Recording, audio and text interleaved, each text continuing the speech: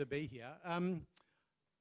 I think at least 3 times this morning I've had someone come up to me and say, I didn't know leprosy was still a thing.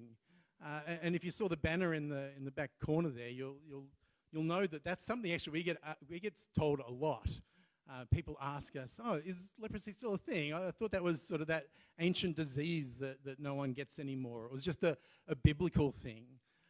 Well, it is still a thing, and often people have a really distorted sense of what it is. So there's actually a new website that we've launched, and it's called very simply stillathing.org. So you can go to that if you'd like, afterwards, and check that out. Tell your friends and family about it as well, because it's often a good place to go to sort of get acquainted with what leprosy is all about. So this morning I'm going to speak about hospitality, and that hospitality is a life changer. We can grab the next slide, thanks. So we're going to do it through the lens of Hebrews 13, 1-3. So it says, keep on loving one another as brothers and sisters. Do not forget to show hospitality to strangers, for by so doing, some people have shown hospitality to angels without knowing it. Continue to remember those in prison as if you were together with them in prison, and those who are mistreated as if you yourselves were suffering.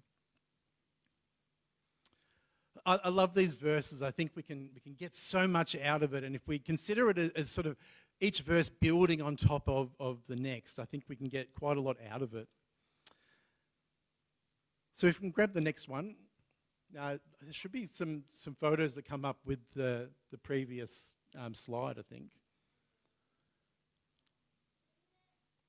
If not, don't worry, we'll figure it out. So the first verse says, keep on loving one another as brothers and sisters. Now there is this deep bond of friendship that's being talked about here. This one brother or sister to another. Brothers and sisters in Christ. Christians to their fellow humans. It's this sense of loving one another, loving everybody deeply in this way. And I think that's really important as the author is encouraging us, the reader, to keep doing what we've already been showing that we're doing. I walked in here this morning and immediately had this sense of being welcome, this sense of hospitality. 3 people had said hello to me, I think before I'd even got in the front door. So there's that sense of that basic calling of being a follower of Christ, to love one another deeply. And that starts from just those very basic things of that welcome, of making someone feel like they're meant to be here. And I felt that from the moment I came in the door, so thank you. So then the author then takes it just a step further in the second verse. Do not forget to show hospitality to strangers, for by so doing, some people have shown hospitality to angels without knowing it. So I think they build on one another. I think the first is related to the second. And if so, that means that we're to show hospitality to strangers by loving them like we do our brothers and sisters. So we're to see other people, the stranger, and I'm one of, and I know I'm coming to as the guest speaker, so there's a difference there, but I'm sure you treat the stranger that comes in unknown in just the same way. That sense of loving them deeply, of making them want to feel like they're welcome, that they can come back any time, that they can talk to anyone, that they can say anything and know that they'll be heard and felt to be safe. So welcoming is hospitality is that welcoming of people into our presence with this openness and generosity of spirit. And of course, this can include things like food and drink and shelter and entertainment. But it can also include welcoming people into our hearts and our minds and allowing their stories and their experiences to affect our lives, to affect the way that we pray, the way that we give, the way that we love. And it's that sharing that happens in hospitality between one person and another, which is really important and really deep. And they talk about angels in this verse, and it may well be referring to the angels visiting Abraham and Sarah and saying to them that you're going to have a child. And Sarah sort of sniggers a little bit and says, are you kidding me? I'm 90 years old. I'm not having a child. What are you talking about? And I think this verse is a reminder to us that even when something might seem ridiculous, even when we're unsure of something, to actually just to pay attention, because you might actually meet someone who has something really important to say to you that could change the course of your life. And it might seem ridiculous at the time. And we might have all experienced, not in the way of being 90 and being told you're going to have a baby, but it may have been in other ways, such as a calling to something that you hadn't ever thought about doing. My call to ministry was kind of like that. When I had no plans to be a minister. That wasn't something I wanted to be. And yet, there it was. There came a point where I was just so frustrated with what else was happening in my life that I had to stop and go, what is that frustration? And it was simply God just sort of niggling at me to say, I'm trying to speak to you here. And then there's this journey that unfolds. But you have to pay attention. You can't just laugh at the idea and say, that's ridiculous. Who wants to hear from me? Because in the end, it's not about me. It's about God speaking through me. And whatever comes out of that is about the faithfulness of following Jesus where he leads. So then the next one, the final verse here. Continue to remember those in prison as if you were together with them in prison, and those who are mistreated as if you yourselves were suffering. So now the author's just taking it another step further. I mean, it's one thing to welcome the stranger in your midst, the person who walks in through the doors of the church and says, I'm here. And it's easy to show them care. Easy? It's not really, but we can show them care and love, and we can give them something to eat, and we can share and worship together. But now God's saying to us, we need to go a step further. What about those who are in prison? What about those who are being mistreated? What about those that are on the margins, on the edges of our societies? What about them? Where's their hospitality? And in Roman times, prisons were simply places where a person was held awaiting trial or punishment or death. And they could be brutal places. And turning up to show love and hospitality was a sure sign of saying, hey, I'm guilty too. I'm associating with known criminals. Therefore, there must be something wrong with me as well. But Christians did this anyway. They did this as a sign and a way of following Jesus. Bringing food, clothing, and money could mean the difference between life and death for a prisoner. These visits brought comfort and hope, and for some, a reason to live another day. So hospitality matters because it makes a sometimes hostile world a bit friendlier. Having someone on your side, or at least willing to associate with you, can give you a greater sense of well-being, make you feel more human, less like an exile, even if your circumstances are dire. And hospitality helps create community, this bond which can reach out across divides of culture, of wealth, of circumstances. And hospitality can also change a person's circumstances, both the one receiving hospitality and the one giving it. Remembering others as if we were in their situation is a great way to start changing your own mindset. Because you have to start thinking differently. You have to start thinking about, what would I be feeling if I'm in this situation? What would be happening to me physically, spiritually, mentally? And what would I want from others around me? So as we take a closer look now at what leprosy is, I want you to view it through that lens of hospitality, of love for brother and sister, of welcoming the stranger into your midst, ready to learn and be changed in both mind and heart, to consider yourself as if you were in their place. So grab the next slide. So leprosy is essentially a disease of poverty. It thrives when there is a lack of basic access to human needs, a lack of shortage of fresh food, of clean water, of hygiene facilities like safe, clean water, soap, all those sorts of things that we perhaps take for granted. And where there's a lack of education and understanding about what leprosy is, these are the places where the bacteria and where leprosy can thrive. Next slide. Now, leprosy is a really difficult disease to catch. It's a very slow replicating bacteria, and you may not show symptoms of leprosy for anywhere between 1 and even up to 20 years. Sort of around 5 to 10 years is about the average time. And the first signs are usually a lighter patch of skin, such as the young lady on the left there. And that skin has become desensitized. So when you touch it, you don't feel anything. Now, most people can fight off this disease. Their immune systems are such that they will fight off this bacteria. 95% of the world will not be able to catch this disease. And yet, there are around 200,000 cases of leprosy diagnosed each year.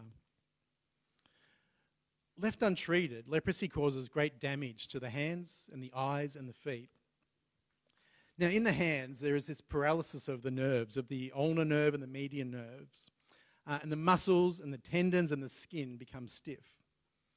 So if this happens, a person loses mobility in their hands, in their fingers. They aren't able to lift their thumb up, and their hands begin to claw. Now, you can see that for yourself. If you sort of take your hand like this and then try and do something with it, try to undo a zip or a button, try and pick something up, it becomes very difficult to maneuver things. And so your potential to be able to do things is very limited. Cooking becomes difficult. Now imagine too that clawed hand can't feel anything. And you can imagine what can happen if you've ever leant accidentally on something that's hot and you immediately jump away. But if you can't feel anything and you lean on that for a while, you're going to cause a lot of damage. Now, leprosy also paralyzes the muscles that are responsible for lifting up the front part of your foot. And this is called foot drop. So if this would happen to you, you would not be able to lift your foot, to be able to point your toes towards the sky.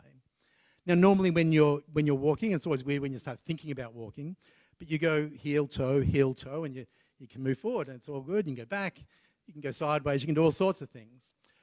But when you've got leprosy and you can't feel what's happening, what tends to happen is that your toes tend to lead. And so your toes start to drag along the floor. Now you can imagine how much that would cause you to perhaps to fall, to trip. And because you're also not feeling things, your feet can get damaged very easily and very badly.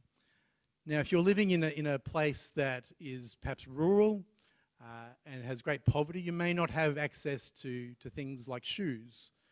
And so you may find that you've actually stood on something and caused a wound there. And people develop, people develop these great ulcers, and because they don't see them, they can become infected and cause all sorts of problems. Ultimately, people have hands and feet, often and legs, amputated because the bacteria has caused such great problems. And the other place it can affect is the face. And so there's damage to the facial nerves, means that patients will have difficulty in closing their eyes. So they'll go to close their eyes or to blink, and there'll be like this tiny 3mm gap between the eyelids. And so into that gap can come all sorts of dirt and dust. And once again, if you can't feel this, then you don't know that there's dirt in there. And if you've ever had something in your eye, you'll know how annoying it is, how irritating it is. It just really gets to you. And I had it driving the other week. I was driving along and had something in my eye, and I was terrified that I was about to crash into something. I had to pull over and spend 10 minutes just doing this and trying to get it out. Eventually, it gave way enough that I could keep going. But if you wear glasses, if you imagine someone coming and scratching the lens of your glass and then trying to see through that, that's what it can become like for a person with leprosy if the damage has got to their eyes. So it's not painting a good picture, is it? We'll grab the next slide, thanks. But these are the types of damage that were typical for everyone who contracted the disease throughout most of human history. And it's only 150 years ago that the bacteria that causes leprosy was discovered by Bernard Hansen. It's the other name for leprosy is Hansen's disease. So he only found the bacteria 150 years ago, and a cure was only found 40 years ago, in the early 1980s. So we have this cure now, and so the disease should be able to be stopped early and quickly and easily. The problem is that because of discrimination, and because of a lack of education, many people are not treated until the disease has already begun to cause some of the damage that I've talked about. But the cure itself is a course of 3 antibiotics called multi-drug therapy, or MDT. And it's given over a course of, the soonest is 6 months, and the longest is 2 years. So it averages out around about a year for most people to be on this medication. The great news is that within 48 hours of beginning treatment, a person is no longer contagious, which is really amazing. That quickly they can stop infecting their family and those that live closely with them and around them. And they're considered cured when they finish their course of antibiotics. Now, MDT is supplied free of charge by a pharmaceutical company whose name I always forget, sorry. It's then distributed into countries by the World Health Organization, and then local government health clinics and centres or the leprosy mission staff themselves distribute it to those who are in need. Now, if you've ever had antibiotics yourself, you'll know the doctor has said to you, complete the course of medication. And they say that because they know your body needs to have the whole course in order for it to do its job. The problem is that we get better. Halfway through our course of medication, we feel better. And so it's not in our minds to keep taking the medication. And so we sometimes forget. And that can sometimes lead to a recurring of the problems that we're having. So can you imagine for someone who's perhaps living in a village that might be a day's walk away from the nearest town centre where they can get their medication, or who are super busy just trying to survive, just out there trying to make some money, to be able to buy some food, to be able to feed their families. So they have that on top of just the normal human thing of saying, oh, I feel better now, so I don't need to take it. So it's really vitally important that we have a system around people with leprosy to help encourage them to keep taking it, to give them the support that they need. And so that's where our leprosy missions around the world, where they come in, where their medical teams and where local medical teams come in to provide that support. So there's regular checkups, regular times to be able to check in with people, to see that they're taking their medication, to see if there's any reactions to the leprosy in their bodies, that they might see some of these signs of problems, and to see that their mental health is okay as well. Because you can imagine if there's discrimination happening, that they might be having some problems at home. They might be having some problems in their community. They may not be well liked. They may not be included. They may well be pushed aside. So these are all important things that we need to do to make sure that there is dignity and that we're moving towards wholeness for this person, for these people, and for inclusion within their communities. Next slide, thanks. So this, you might have seen her on the poster at the back. This is City. Now this is a story about how hospitality is a life changer. City is a courageous and energetic young girl who will not let leprosy define who she is. But this was not always the case. When she first noticed some patches on her arm, City didn't know it was leprosy. And she says, I cried when the doctor said I was infected by leprosy.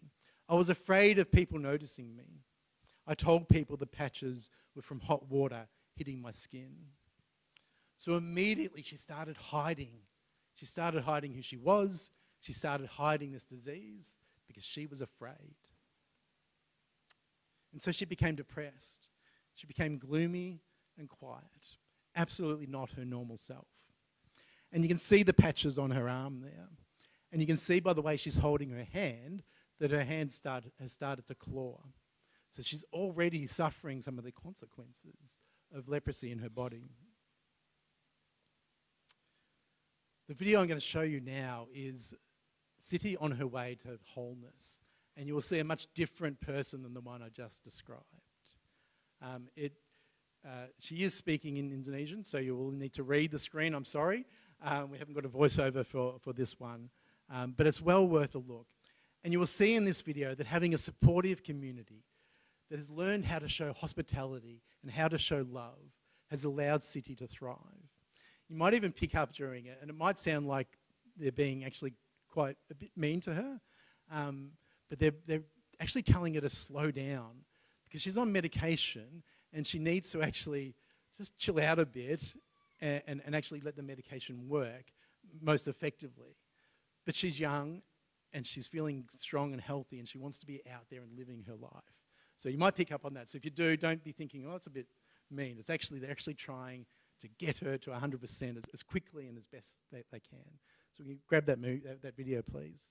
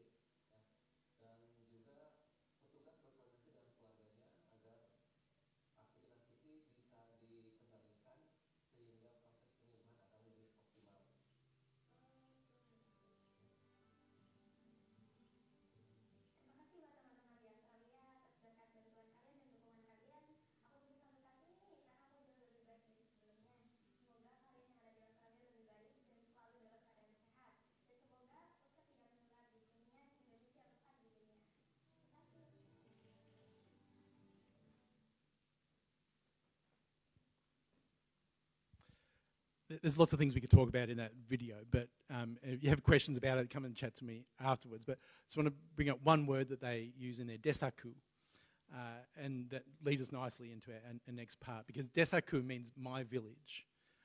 And so this is the project that, one of the projects we run in Indonesia, or our partner does, that goes into villages to talk to them about, you can go to the next slide actually, that'd be good. So we have the project's called Leprosy Friendly Villages. So the idea of desaku being my village, so that everybody feels welcome, that everybody feels like they can be included. And you saw for Siti that she was confidently just going by herself to the healthcare centre. There was no one in there trying to move away from her. She was happy. She was treated well by the staff. And often for medical staff, if they don't know what leprosy is, they often do not want to have anything to do with people with leprosy. So we see the staff there have been educated, and they understand that leprosy is just another disease that is treatable and curable, and that they can do something about. So that really changes the way that somebody can live. That for Siti, that she can look forward to a life that is free from discrimination, that she can pursue her dreams. She wants to be a doctor. She wants to make a difference for her community, and now she can. And that's such a wonderful story. And so this project works in the Kuningan district in West Java, in Indonesia, working in 20 villages to educate and to find ways of building up the community. And they do this in a number of ways. Firstly, of course, through education, so that the community as a whole can understand what leprosy is. And encourage villagers to support their own community members going through diagnosis and treatment for leprosy. Because a supportive and inclusive community will ensure that people are diagnosed and treated in a timely manner. And when they do that, this reduces disability. It reduces transmission. So there's less time that someone like Siti can be actually passing on, transmitting the disease to her family and friends, because she's cured. So these are really important things. And so they do this by working with various groups within the community.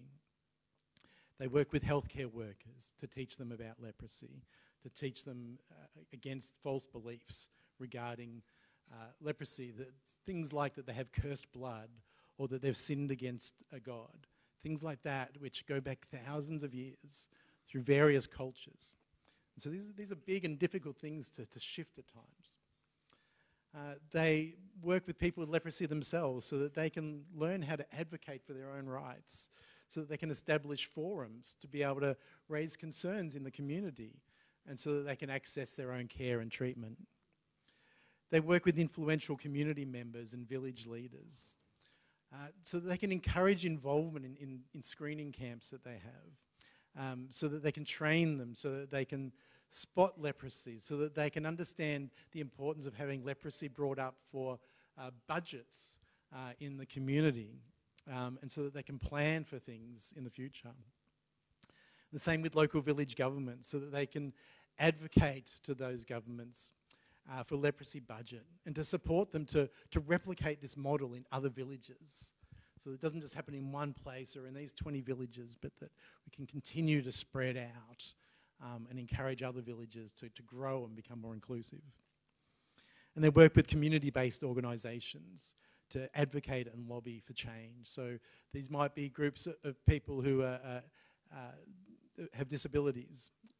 There might be groups that are just community groups, churches and other places where people gather and teaching them about leprosy so that they can also spread the news. So next slide. So it's really important for us that churches and groups can really understand the real difference that they can make to people with leprosy. It's not just the leprosy itself, it's the disabilities that can come along with it. It's the discrimination that they're facing. And it's the living in poverty. All these things work together, and it's these things that we're addressing together. But when churches become involved in showing hospitality to people with leprosy, it means that more people come forward for diagnosis and treatment. It means that more people can begin to build a life for themselves and their families. It means that people get the extra support that they need to be mobile, which in turn can break down barriers to employment and general inclusion in the community. And it also means that communities as a whole can see a pathway out of poverty and discover dignity and a better life for all people, including those suffering from leprosy and disability. Next slide. So here is how you can show hospitality, even from a distance. And the first thing always is for you to pray. The Leprosy Mission was founded on prayer. Wellesley Bailey and his wife Alice, they began this journey with some good friends of them. And they met to pray about what they might do to create a better life for people with leprosy. Because 150 years ago, when Wellesley Bailey went to India, there was no cure. There was no sense of what they could do to make a difference to them physically. But they knew they could love them. They knew they could give them the Word of God. They knew they could find a way to give them a sense of hope, a sense of being more than just outcasts. And so that's what they did. And they had these ideas, the Pym sisters, their friends, had this idea that they maybe could raise, a few pounds in the first year. And they raised, I forget the numbers now, I think they raised about £600 that first year. It was a significant amount of money. But from that day on, just God kept blessing them every step of the way. And today we work in the same model of starting everything with prayer. It's where we begin. And we have resources now to help with that. We have newsletters that you can subscribe to. We have diaries from the international office that tell us about what's happening around the global fellowship of the Leprosy Mission. We have a daily prayer sheet, so you can go deeper in prayer each day for people with leprosy, for our work around the world, for our staff, for our volunteers, for situations that are happening. The other thing you can do is to fundraise. You can find creative ways to engage with your communities and raise much needed funds to support the work of people suffering from leprosy like City. Things like Cuppa for a Cure, we give you the resources for it. You just need to provide the food and the drink and the people. And you can do it however you like, but just getting people together and just talking about it. We have a video of a lady from India called Nagamal, and I defy you to get to the end of that video and not be crying. I've watched it a dozen times and always end in tears. She's a lady of great courage and strength, and her story is one that you really need to see and hear. So you don't even really need to know a lot about leprosy. You can let the video do the work for you. Just gather people together to enjoy each other's company and just be able to share a little about what leprosy means and how we can make a difference. Run a trivia night. Work out what do you like to do as a church? What do you like to do that's fun together? And you can use those sorts of things to use as a funder. I don't need to tell you this stuff in that sense, because you do that sort of thing anyway, I'm sure. And of course you can donate. You can give a one-off donation. You can commit to regular monthly giving, which really helps us to have a really sure sense of where we're going with things. And we have these small projects. So each of our project is made up of a bunch of different activities that go up to make the project as a whole. And a great way for a church or a group to be able to see and feel like they're really participating in a project is to get behind one of the small projects. For the Leprosy Friendly Village project, there are things like establishing a peer support group for persons affected by leprosy, running a leprosy education and screening package in a village, or developing a community organiser module that trains leaders on how to implement leprosy awareness education activities in their villages. So there's lots of ways that you can be involved. Next slide, thank you. So I just want to thank you for having me here today. Thank you for your hospitality. You may have noticed the little armadillo up in the corner. What's the armadillo about? So this is our 150th anniversary this year. The Leprosy Mission is always looking to see what is next. How do we move forward? How do we find that next breakthrough, that next sense of how do we move forward in fulfilling Jesus' vision of a world without leprosy. And when we discovered that the 9-banded armadillo was virtually the only animal in the world who could both contract leprosy and spread it to humans, we knew that we needed to have that as our mascot. Such a beautiful, interesting creature. And we don't do research on it, but we do observe them because they actually go through a similar process of leprosy as humans do. So it develops in armadillos in very similar ways. So it's useful for us to understand this disease. Now you may have seen Josh and John. They got a little sticker. And as soon as they introduced themselves to me, I knew I was going to forget which one was which, Josh and John. For a minute I thought they said both were John. I thought, well, at least I'd remember that. But you'll see they had a sticker. Now, if you'd like a sticker, or the kids would like a sticker, I don't know, if you're 5 or 95, everyone loves a sticker. We also have magnets, so if you'd like one, please come and see and come and get one. I've got a whole bunch of stuff down the back there. Information, we've got catalogues, all sorts of things. So please come and talk to me. Ask all the questions you like. There's no such thing as a silly question. I've heard most of them. So if you can give me a new one, you'll get an extra sticker. But please come and chat to me because I think it's really important that you don't go away with a misunderstanding of something, but also if there's a burning question, then please come and ask me because I've only scratched the surface here, I'm sure. And it's my favourite part is actually hearing from you guys, hearing what you have to say, what you might think. There will be undoubtedly someone in the room who has had some experience somewhere or knows someone that has experience with someone who has worked in the leprosy area. There'll be a nurse here somewhere, I'm sure. So I look forward to hearing those stories as well. So please, yeah, come and see me. I'm happy to stay and chat for as long as you like. And don't forget to visit stillathing.org. There's some great articles on there and some good stuff for you to learn. I'm going to pray now, and I'm going to pray the Leprosy Mission Prayer, which was written, I think, about 50 or 60 years ago. So it's a prayer that we use regularly around the Global Fellowship. So let's pray together. Almighty Father, the giver of life and health, look mercifully on those who suffer from leprosy. Stretch out your hand to touch and heal them as Jesus did during his earthly life. Grant wisdom and insight to those who are seeking the prevention and cure of the disease. Give skill and sympathy to those who minister to the patients. Reunite the separated with their families and friends. And inspire your people with the task set before the leprosy mission, that it may never lack either the staff or the means to carry on its healing work. In accordance with your will and to the glory of your holy name, we ask this for the sake of Jesus Christ, your Son, our Lord. Amen. Thank you all.